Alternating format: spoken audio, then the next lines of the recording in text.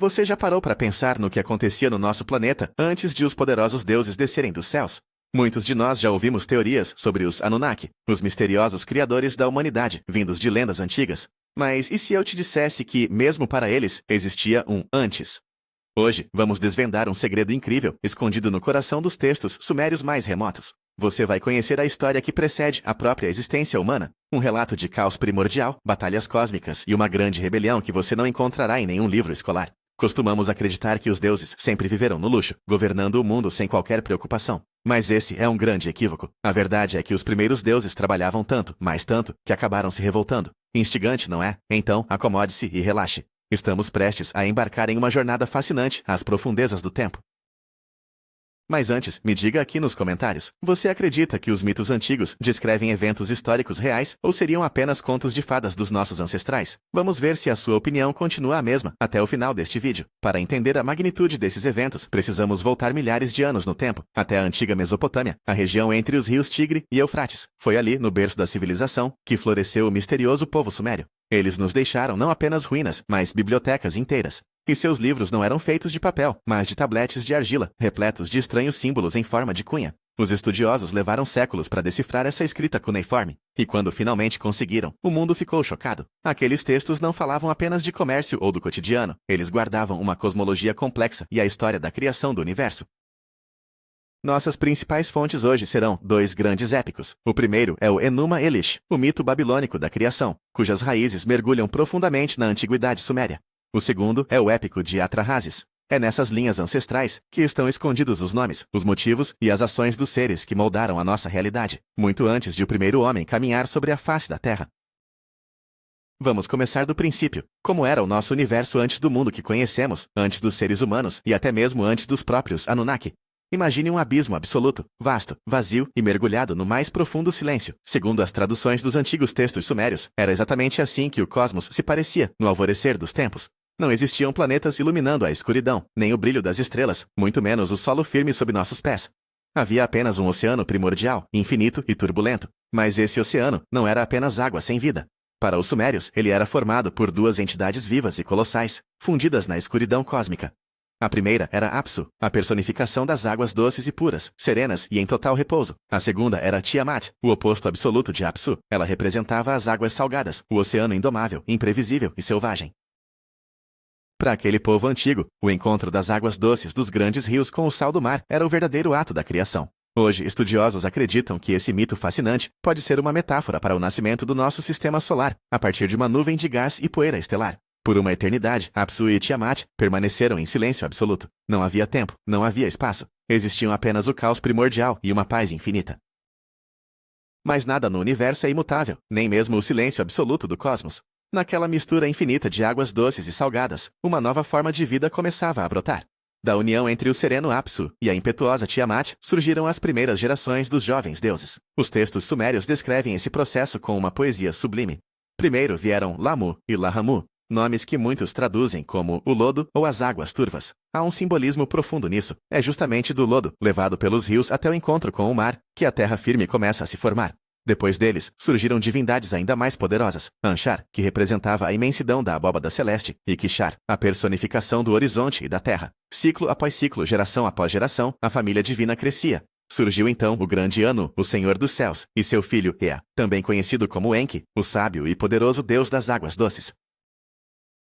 O universo passou a pulsar com movimento, energia, e para o desgosto das entidades primordiais, um ruído ensurdecedor. E aqui vale desmistificar uma ideia comum. Muitos pensam que a vida dos antigos deuses era feita apenas de harmonia. Mas os textos nos mostram um cenário bem diferente. Os jovens deuses revelaram-se criaturas inquietas, ativas e extremamente barulhentas. Eles não paravam de brincar e se agitar, criando um alvoroço insuportável, onde antes reinava apenas a paz do vazio. Aquele barulho constante e insuportável tornou-se um problema de proporções globais e catastróficas. Lembremos que o deus primordial, Apsu, estava acostumado ao silêncio absoluto e perfeito que perdurava por toda a eternidade. Por isso, a algazarra de seus inúmeros filhos, netos e bisnetos começou a levá-lo ao limite. Ele já não conseguia mais descansar em paz nas suas profundezas aquáticas. Exausto, Apsu procurou sua esposa, Tiamat, para reclamar do comportamento intolerável dos jovens. Ele foi direto. Disse que a atitude deles era detestável, que não conseguia dormir durante o dia, e muito menos encontrar sossego à noite. Foi então que Apsu propôs uma solução radical, cruel e implacável. Ele decidiu exterminar seus próprios descendentes para restaurar, de uma vez por todas, o silêncio original e a paz no universo. Este é um exemplo fascinante de como os textos antigos atribuíam sentimentos puramente humanos a deuses poderosos: irritação, cansaço, raiva e egoísmo. Ao ouvir um plano tão terrível, Tiamat foi tomada por uma fúria indescritível. Como qualquer mãe, mesmo sendo a personificação do caos primordial, ela não aceitava a morte de seus filhos. Ela gritou com Apsu, defendendo os jovens deuses e argumentando que não se podia destruir aquilo que eles mesmos haviam criado. Mas Apsu estava irredutível. Ao lado de seu fiel conselheiro, Mumu, ele começou a tramar secretamente o extermínio da nova geração. Contudo, os jovens deuses estavam longe de ser ingênuos, e pegá-los de surpresa não seria uma tarefa fácil. Entre eles, o mais astuto, perspicaz e visionário era o deus Ea, também conhecido como Enki. Dono de uma percepção única, ele conhecia quase todos os segredos ocultos da criação. Não demorou muito para que Ea descobrisse a trama sinistra de seu bisavô, Apsu. Ciente de que o tempo para hesitações ou diplomacia havia acabado, Ea decidiu agir primeiro. Em vez de se lançar em um combate direto e sangrento contra aquela poderosa entidade primordial, ele utilizou sua sabedoria incomparável e as artes da magia antiga. Ea moldou um feitiço devastador, a palavra perfeita para o adormecimento. Ele a sussurrou suavemente sobre as águas de Apsu, e o antigo deus mergulhou instantaneamente em um sono profundo, artificial e eterno. Aquele foi, na prática, o primeiro ataque mágico preventivo da história do universo. Enquanto Apsu dormia, despojado de suas forças, Ea o derrotou impiedosamente, pondo um fim definitivo ao seu domínio sobre o mundo. Quanto ao perverso conselheiro Mumu, Ea o capturou e o manteve sob correntes inquebráveis. Este evento marcou o ponto de virada crucial em toda a mitologia suméria. Ea tomou para si os símbolos de poder de seu ancestral, e sobre as águas, agora inertes do derrotado Apsu, ergueu seu palácio magnífico e radiante. Foi justamente nesse palácio, construído sobre os alicerces do velho mundo, que Ea gerou o maior de todos os deuses, o imponente Marduk. Ao saber do assassinato traiçoeiro de seu esposo, Apsu, a primordial Tiamat, mergulhou em um luto profundo e sombrio. No início, paralisada pelo choque, ela permaneceu em absoluto isolamento, sem nada a fazer. Mas os outros deuses antigos, também atormentados pelo barulho da nova geração e descontentes com a ordem que se impunha, começaram a insultá-la cruelmente. Acusavam-na de covardia por ter assistido à morte de seu companheiro sem erguer um dedo para defendê-lo. Essas críticas venenosas, somadas à dor dilacerante da perda, transformaram gradualmente a tristeza de Tiamat em uma fúria cega e devastadora. As águas salgadas e revoltas ergueram-se contra o novo mundo. Tiamat decidiu vingar a morte de Apsu com sangue, jurando exterminar até o último dos jovens deuses. Para essa batalha de proporções cósmicas, ela gerou um exército como o universo jamais havia testemunhado. As tabuletas sumérias descrevem com detalhes vívidos o terrível processo de criação dessas abominações. Tiamat deu vida a 11 tipos de monstros ancestrais. Serpentes gigantescas, que em vez de sangue carregavam um veneno mortal. Dragões ferozes. Homens escorpião aterrorizantes, demônios da tempestade e cães implacáveis. À frente dessa legião de pesadelos, Tiamat colocou o deus Kingo. Ela o tomou como seu novo esposo, e solenemente entregou-lhe a Tábua dos Destinos, o artefato supremo que concede poder absoluto sobre toda a criação. A notícia sobre o avanço do exército invencível de monstros de Tiamat espalhou um pânico avassalador entre os jovens deuses. O sábio Ea, que outrora derrotara Apsu com facilidade, tentou deter Tiamat, mas ao confrontar seu poder primordial e sua horda monstruosa, recuou tomado pelo medo. Nem mesmo Anu, o grande deus dos céus, foi capaz de resistir à fúria implacável do oceano ancestral. Diante da aniquilação iminente, os deuses viram-se sem saída. Em profundo desespero, reuniram-se em um grande conselho para decidir o destino de suas vidas imortais. Foi nesse momento crítico que surgiu Marduk, um deus jovem, radiante e absolutamente destemido. Ele se prontificou a enfrentar Tiamat e seu exército, mas impôs uma condição rígida e inegociável. Marduk declarou que, se vencesse o caos e salvasse os deuses, deveria ser reconhecido como o governante supremo e único de todo o universo.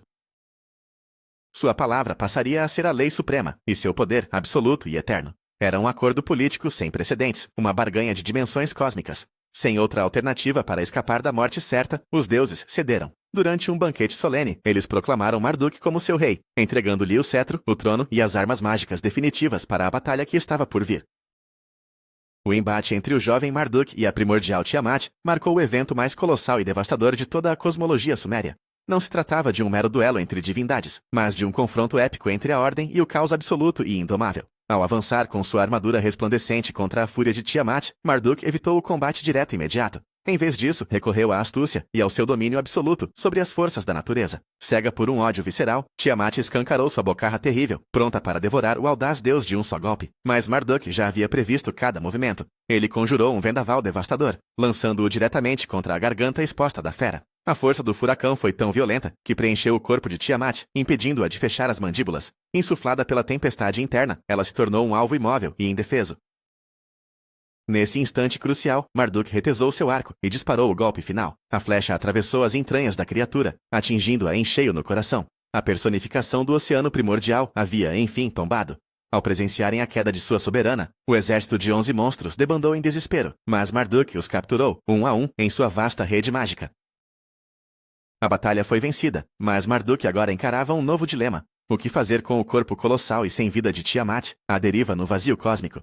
Ele não pretendia simplesmente deixá-la apodrecer no abismo. Como um verdadeiro arquiteto e novo soberano, Marduk decidiu usar os restos do caos para moldar um mundo novo, ordenado e belo. E é aqui que começa a parte mais fascinante, e talvez a mais sombria, do mito sumério da criação. Com sua arma poderosa, Marduk fendeu o corpo de Tiamat em dois, com a precisão de quem prepara um peixe para secar ao sol. De uma das metades, ele forjou o céu infinito, selando-o de forma que as águas superiores do caos não pudessem transbordar sem a sua permissão. Da outra metade, ele moldou a terra firme, o próprio planeta onde vivemos hoje, mas o processo criativo foi ainda mais profundo.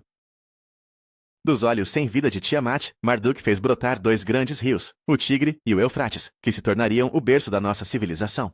De seus seios, ele ergueu montanhas imponentes e colossais. É um exemplo impressionante de como os antigos viam uma conexão física e visceral entre a natureza e o corpo das divindades primordiais. Ao concluir essa obra monumental, Marduk posicionou as estrelas cintilantes no firmamento e definiu as fases da lua. O novo planeta estava pronto. Rios majestosos seguiam seus cursos e estrelas brilhantes iluminavam o céu noturno. Mas aquele mundo impecável, apesar de belo, estava vazio. Sem vida, ele exigia manutenção constante. Alguém precisava manter a ordem divina, cuidar dos leitos dos rios, cultivar o sustento dos deuses supremos e erguer templos monumentais em sua honra. É aqui que surgem figuras das quais raramente ouvimos falar hoje em dia. Os Igigi. Enquanto os famosos Anunnaki eram a elite governante, os soberanos absolutos, os Igigi formavam a verdadeira classe operária do panteão. Eram deuses menores, forçados pelos Anunnaki a realizar todo o trabalho pesado, exaustivo e sujo no recém-criado planeta Terra. A cultura pop moderna criou o mito de que os deuses antigos jamais trabalharam e que seus palácios e banquetes surgiam num passe de mágica. No entanto, os textos cuneiformes sumérios, especialmente o épico de Atrahasis, destroem essa ilusão. Os escritos antigos são diretos. Quando os deuses viviam como os homens, eles carregavam fardos pesados e cestos enormes de terra. Os Igigi foram condenados a cavar canais de irrigação e a extrair minérios em minas profundas, em uma rotina de trabalho sem fim. O fardo carregado pelos deuses Igigi era uma verdadeira escravidão, um trabalho incessante, brutal e sem qualquer reconhecimento. Sob o sol abrasador da terra, eles sufocavam entre o pó e a lama, movendo volumes colossais de rocha. Enquanto isso, os soberanos Anunnaki desfrutavam do luxo em seus palácios celestiais e terrestres, exigindo banquetes fartos e as melhores bebidas com total arrogância. Imagine o esgotamento, tanto físico quanto mental, de seres condenados a uma servidão tão pesada, sem um único instante de descanso ou pausa. As tabuletas de argila sumérias registram com precisão matemática o tempo exato que esses deuses menores suportaram tal humilhação. Os textos relatam que essa jornada sobre-humana durou exatamente 40 períodos de trabalho. Ao converter esse tempo mitológico para o nosso calendário, chegamos a uma marca assombrosa: 3.600 anos. Foram 3 milênios e meio de escavações exaustivas, transporte de cargas pesadas e construção de palácios para a elite divina. Nesse período imenso, os Igigi abriram os canais que se tornariam as artérias vitais da Mesopotâmia, trazendo vida a toda a região. Mas mesmo a paciência de um deus tem limites. Com o passar dos séculos, o rancor e o ódio silencioso entre as duas castas divinas cresceram de forma alarmante, aproximando-se de um inevitável ponto de ruptura. E então chegou o dia histórico em que o fardo tornou-se insuportável, ultrapassando todo e qualquer limite imaginável. Os Igigi, exaustos por milênios de trabalho escravo, largaram suas ferramentas e paralisaram as atividades em todo o planeta. Eles se reuniram em uma multidão imensa para clamar contra seu destino amargo e injusto. No fundo, os textos sumérios narram aqui a primeira grande greve organizada da história, ocorrida eras antes do surgimento da própria humanidade. Os deuses gritavam que o peso era excessivo, que aquele trabalho interminável os estava destruindo e drenando suas forças divinas. O ódio e a mágoa, acumulados ao longo de 3.600 anos, finalmente transbordaram como uma torrente incontrolável. Os deuses menores decidiram que já bastava. Eles não iriam mais curvar as costas em silêncio perante os arrogantes e preguiçosos Anunnaki. O plano surgiu num instante: marchar até Enlil, o Senhor Supremo da Terra, e exigir a libertação imediata daquela escravidão. Mas não se engane, não era um protesto pacífico. Era uma rebelião real, agressiva e total, movida por uma fúria primitiva. Para demonstrar a seriedade de suas intenções e garantir que não haveria volta, os Igigi reuniram todas as suas ferramentas, pás, picaretas pesadas e cestos de carga, e as entregaram às chamas. Eles queimaram solenemente os próprios instrumentos de sua opressão milenar. Sob o brilho sinistro de uma imensa fogueira, onde suas ferramentas de trabalho eram consumidas pelas chamas, milhares de Igigi enfurecidos marcharam pela escuridão da noite rumo ao Ekur. O Ekur não era uma construção qualquer. Era o magnífico e inexpugnável templo-palácio de Enlil, o Deus Supremo, no coração da grande cidade de Nippur. Enlil se via como um soberano absoluto e inquestionável, e jamais poderia prever uma desobediência tão audaciosa e massiva. Ao chegarem ao palácio, os deuses revoltosos formaram um cerco denso e ameaçador em volta das altas muralhas. Entre gritos de fúria, esmurravam os portões maciços, exigindo uma audiência imediata com o governante para entregar seus ultimatos. Imagine esta cena surreal e aterrorizante, no silêncio da noite profunda, o reflexo do fogo dançando nos rostos de seres imortais, enquanto milhares de deuses menores sitiavam o palácio resplandecente de seu senhor. Um medo visceral e uma confusão absoluta tomaram conta de todos os habitantes do Ekur. O mundo rígido e ordenado da elite Anunnaki acabava de sofrer uma rachadura profunda e mortal. O deus Enlil despertou bruscamente em seus aposentos luxuosos, sobressaltado pelo barulho ensurdecedor que vinha de fora. Ao olhar pela janela e deparar-se com a multidão infinita de Igigi, armados com tochas e porretes, o Senhor Supremo da Terra entrou em pânico. Aos gritos, ordenou que seus servos trancassem todos os portões com as trancas mais pesadas. A situação estava completamente fora de controle. Encurralada em seu palácio sitiado, Enlil deu-se conta de que sua guarda pessoal não conseguiria conter para sempre o avanço daquela multidão enfurecida de seres imortais. Em pleno desespero, despachou mensageiros velozes com um pedido de socorro urgente às instâncias supremas. Enlil implorou para que seu pai, o onipotente deus Anu, descesse dos céus ao Ekur, e que o profundamente sábio deus Enki viesse imediatamente de sua morada nas águas. Quando a grande tríade de governantes do universo finalmente se reuniu, no ambiente tenso do palácio, Enlil, tomado pelo fervor do momento, propôs uma solução baseada na força bruta. Sua vontade era punir cruelmente os líderes da revolta e, pelo poder das armas, obrigar os rebeldes Igigi a retornarem às minas e canais lamacentos. No entanto, Anu, o soberano dos céus, encarou a crise de forma mais sóbria e pragmática. Antes de agir, ele buscou entender as raízes daquela rebelião sem precedentes. Enviou então seu representante pessoal, o deus Nusco, para confrontar os grevistas além dos portões e descobrir por que haviam se voltado contra seu senhor legítimo. A resposta dos Igigi foi direta, retumbante e inegociável. Eles declararam: cada um de nós proclamou guerra, pois o trabalho físico está nos consumindo. A carga é pesada demais e o nosso fardo tornou-se insuportável. Eles exigiam a libertação total e absoluta de qualquer labor braçal no planeta. A situação havia chegado a um beco sem saída, um impasse político absolutamente intransponível. O Conselho Supremo dos Deuses Anunnaki enfrentava um dilema angustiante, quase impossível de resolver. Por um lado, eles sabiam que o protesto dos Igigi era justo.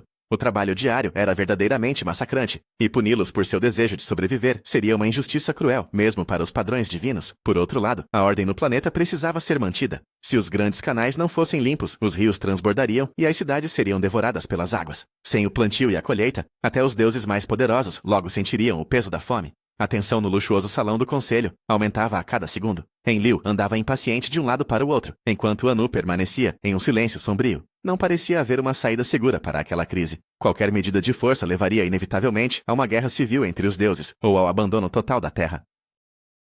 Foi nesse momento crítico que o astuto e brilhante Enki tomou a palavra. O mesmo Enki que no passado salvou os jovens deuses da fúria de Apsu. Ele se levantou diante da Assembleia e propôs uma ideia chocante que mudaria para sempre o destino do nosso planeta. Enki declarou: vamos criar um novo ser, um humano primordial, e colocar sobre seus ombros o pesado fardo que hoje pertence aos deuses. A ideia de Enki era genial, mas carregava uma frieza pragmática assustadora. Ele não sugeriu apenas encontrar novos operários, mas sim fabricar uma espécie biológica inteiramente nova, biorobôs de carne e osso, criados com o único propósito de servir aos grandes deuses sem questionar. Essas criaturas precisavam ser inteligentes o suficiente para executar tarefas complexas e manusear ferramentas, mas geneticamente moldadas para serem dóceis, garantindo que jamais se rebelassem como os Igigi haviam feito. O Conselho dos Deuses recebeu o plano com imenso entusiasmo e alívio. Convocaram imediatamente a deusa-mãe, Ninhursag, também chamada de Mami, e explicaram detalhadamente a missão. Embora fosse uma mestre na criação de novas formas de vida, ela avisou que não poderia realizar tal prodígio sozinha. Precisaria do apoio direto de Enki e de um material muito específico. Esqueça a imagem clássica do homem feito apenas de barro. A receita suméria para a criação da humanidade era muito mais complexa, tecnológica e sombria. Enki explicou ao conselho que a lama comum não bastaria. Para que o novo ser tivesse a centelha da inteligência e o vigor necessário para o trabalho braçal, o barro da terra teria que ser fundido à própria essência divina. E para que isso acontecesse, um sacrifício de sangue era indispensável. O implacável Conselho Supremo dos Anunnaki tomou uma decisão sombria. Um deles deveria morrer hoje para dar vida a uma nova raça de escravos. A escolha recaiu sobre um dos deuses rebeldes, descrito nos textos antigos como uma mente brilhante e um dos líderes da insurreição. Conhecido em diferentes inscrições cuneiformes como Veila ou Gestu-é, seu destino foi selado naquele exato instante. Em um cenário fúnebre e solene, este deus foi sacrificado sem piedade. Seu sangue divino, que carregava a própria essência da consciência e da força vital, foi cuidadosamente colhido em vasos rituais. Foi então que o sábio Enki e a deusa mãe Mami deram início a um experimento genético sem precedentes. Enki purificou uma argila especial, extraída das profundezas do Abzu, o oceano de águas doces. Mami, seguindo proporções rigorosas, começou a misturar essa argila primordial com o sangue ainda quente do deus sacrificado. Os textos sumérios descrevem esse processo com uma precisão cirúrgica, que em muito lembra o trabalho de engenheiros genéticos em laboratórios modernos. A deusa separou exatamente 14 porções daquela biomassa, 7 à direita e 7 à esquerda. Da união entre o sangue dos deuses e a carne da terra, surgiria o ser ideal, uma criatura para sempre ligada ao solo, mas portadora de uma centelha da inteligência divina, capaz de executar as mais complexas tarefas. Assim que a argila foi perfeitamente misturada ao sangue divino, a deusa-mãe recitou feitiços sagrados e poderosos, insuflando nela o sopro da vida. Em seguida, esses embriões de uma nova espécie foram cuidadosamente implantados nos ventres de 14 deusas parteiras, escolhidas a dedo. Durante 9 longos meses, os deuses viveram uma espera angustiante, ansiosos pelo resultado desse experimento audacioso. Este é um exemplo fascinante de como o mito sumério espelha, com uma precisão impressionante, os processos biológicos reais do desenvolvimento fetal humano. Finalmente, o 10º mês chegou. Os ventres se abriram, e os primeiros seres desta nova linhagem vieram ao mundo em perfeita saúde. 7 homens robustos e 7 mulheres fortes. Nos textos antigos, os sumérios os chamavam de Lulu, termo que significa, literalmente, selvagem, trabalhador braçal ou simplesmente ser humano. É fundamental entender que esses primeiros humanos não foram criados para grandes reflexões filosóficas, para explorar o cosmos ou para desfrutar da vida. Seu único propósito, gravado em sua própria essência, era servir eternamente aos seus criadores. Assim que ganharam forças e conseguiram se sustentar sozinhos, os deuses não perderam tempo. Entregaram imediatamente a eles picaretas e pás pesadas, as mesmas ferramentas que pouco antes os rebeldes Igidi haviam queimado com tanto entusiasmo. O plano de Enki funcionou com perfeição, e a humanidade deu início ao seu eterno turno de trabalho. Com o sucesso desse experimento, os exaustos Igidi foram finalmente libertos de séculos de escravidão, podendo enfim respirar aliviados. Os soberanos Anunnaki retornaram satisfeitos aos seus palácios radiantes, à espera de que os novos e dóceis servos lhes servissem o banquete inaugural. No planeta Terra, uma nova era histórica se iniciava, a Era da Humanidade. No princípio, tudo corria perfeitamente, superando até as expectativas mais ousadas dos deuses. Os Lulu, esses trabalhadores primitivos, mostraram-se incrivelmente eficientes, fortes e resilientes. Cavavam canais com uma agilidade surpreendente, erguiam templos cada vez mais imponentes e colhiam tanto grão que os celeiros divinos estavam sempre transbordando. A humanidade havia se tornado a ferramenta impecável nas mãos das potências superiores. Contudo, até mesmo o genial Enki cometeu um erro de cálculo fatal. Ele ignorou um detalhe biológico crucial ao projetar os seres humanos. Diferente dos deuses imortais, que se reproduziam de forma rara e lenta, os humanos revelaram-se criaturas assustadoramente férteis. Os 7 pares originais rapidamente se transformaram em centenas, depois em milhares, e logo em dezenas de milhares de indivíduos. A terra começou a ser inundada por gente. Eles erguiam suas primeiras e barulhentas cidades, conquistavam novos territórios e multiplicavam-se sem qualquer controle. E foi exatamente aí que a história começou a se repetir, de uma forma sombria e ameaçadora. Você se lembra porque, no início dos tempos, o deus primordial Apsu quis destruir cruelmente a primeira geração de jovens deuses. Exato, por causa do barulho constante e insuportável que eles faziam. Apenas 1.200 anos após a criação artificial dos primeiros humanos, a história se repetiu de forma idêntica. Os textos antigos relatam que a terra rugia como um touro selvagem. O barulho diário, os gritos e a agitação da humanidade, que havia se multiplicado, tornaram-se tão ensurdecedores que alcançaram os palácios celestiais mais remotos dos soberanos supremos. O deus Enlil, que ainda reinava sobre a terra, perdeu completamente a paz. Ele não conseguia descansar de dia, nem dormir à noite, devido ao clamor humano incessante que o estava levando à loucura. Enlil passou a sentir um ódio mortal pela própria criação que um dia o havia salvo da fúria dos Igidi revoltados. Ele convocou o grande conselho dos deuses em caráter de urgência e declarou: o ruído vindo dos homens tornou-se intolerável e algo precisava ser feito contra essa ameaça biológica. Enlil, como lembramos, sempre preferiu as medidas mais radicais. Sem pensar duas vezes, ele enviou à Terra uma peste terrível e incurável. A doença mortal começou a varrer impiedosamente as cidades superpovoadas, e milhares de pessoas tiveram mortes horríveis. Aquele foi o primeiro caso registrado em que os deuses tentaram deliberadamente exterminar a sua própria obra. Mas o plano de Enlil para reduzir a população falhou de forma inesperada. Enki, o deus benevolente que se sentia responsável por suas criações, interveio em segredo. Ele ensinou aos homens como realizar oferendas rituais ao deus das doenças para que a praga cessasse. A humanidade sobreviveu e, em pouco tempo, voltou a se multiplicar, tornando-se ainda mais barulhenta que antes. Ao ver aquilo, a fúria de Enlil foi incontrolável. Ele decidiu então usar uma arma climática muito mais devastadora. Ordenou ao deus das tempestades que retivesse todas as chuvas, e uma seca terrível e prolongada assolou a terra por anos a fio. Os rios secaram, as plantações morreram e uma fome global avassaladora se instalou. Os textos sumérios descrevem esse período como uma era de trevas absolutas, onde o desespero era tamanho que as pessoas comiam raízes e chegavam a vender os próprios filhos por um pedaço de pão. Era um genocídio meticulosamente planejado. Mas, mais uma vez, a humanidade conseguiu sobreviver por um milagre. Enki desobedeceu ordens diretas novamente e providenciou peixes de suas fontes subterrâneas para alimentar o povo em segredo.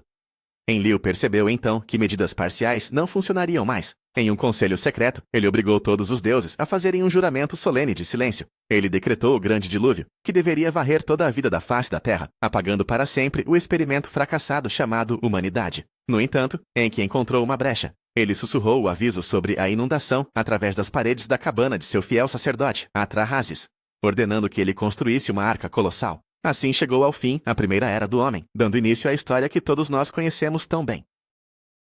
Estes são os segredos incríveis e por vezes inquietantes que as antigas tábuas sumérias escondem. Acontece que a história do nosso planeta começou muito antes de o primeiro homem ser moldado a partir do barro e do sangue divino. Viajamos até ao tempo em que o universo era apenas um oceano infinito de caos, quando o grande Marduk moldou a Terra a partir do corpo da fera derrotada, Tiamat. E o mais fascinante de tudo, descobrimos a história da raça esquecida, dos deuses Idiji. O seu cansaço insuportável e a sua subsequente rebelião foram o verdadeiro motivo para a nossa existência. Somos o resultado de um grande compromisso, criados apenas para aliviar o fardo dos ombros de deuses exaustos. Este relato ancestral vira do avesso tudo o que pensávamos saber sobre mitologia. Muito obrigado por me acompanharem nesta jornada pelos mistérios da antiguidade. Espero que este conto para adormecer tenha ajudado a relaxar e que vos tenha dado algo em que pensar. Se gostaram deste mergulho profundo nos textos sumérios, não se esqueçam de subscrever o canal e deixar o vosso gosto no vídeo. Isso ajuda-nos imenso a continuar a criar novas e fascinantes histórias para vocês. E agora, antes de adormecerem, deixem a vossa resposta nos comentários. Acreditam que estes mitos escondem a história real de uma civilização avançada do passado? Ou serão apenas contos geniais, criados por sacerdotes antigos? Boa noite e até o nosso próximo encontro com os mistérios da história.